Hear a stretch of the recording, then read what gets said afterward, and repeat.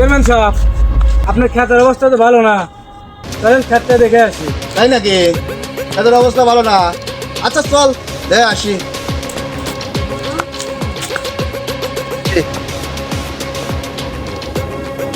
আসসালামু আলাইকুম চাচা। ওয়ালাইকুম আসসালাম। এদিকে আও চাচা, তোমার ক্ষেতের ধান এত সুন্দর, তে কি সার ব্যবহার করো? আমি ইউরিয়া, ফসফেট, পটাশ, জিম সার, বোরন সার এগুলা ব্যবহার করি। ও তাই নাকি? রে আলী, আমার ক্ষেতে কি আমি সার দেই না রে?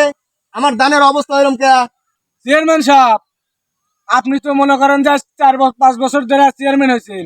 এই সরকার থেকে যে অনুদান গুলো দেয় গরিব মানুষের, এই গম চাল, তারপরে আরো অনেক কিছু কম্বল টম্বল আপনি তো গরিব মানুষের দেন না, এগুলো সবকিছু মেরে দেন, তাহলে আপনার ধান ভালো হবে কিভাবে? এই শালা আমার আমার পরে আমার দাস। চেয়ারম্যান সাহেব, ওই যে দেখেন আপনার খেতে মুইতে পানি দিতেছে, তাহলে আপনার ধান ভালো হবে কিভাবে? তাই নাকি? ও পিচ্ছি, ওই, ওই দাঁড়া। এ আলী, এ ছেলেটা কেটা রে? ওই যে আমাদের যে তাহেরাজি আছে না, হ্যাঁ, তাহেরাজের লাতি। ওই যে আমিরুল করপার সওয়াল। হ্যাঁ হ্যাঁ।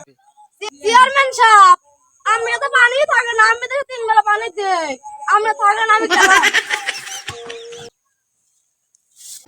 চেয়ারম্যান সাহেব, চলে যাও তো যাইতেছি, তাহলে আপনাকে একটা কথা বলতে চাই। আচ্ছা বল।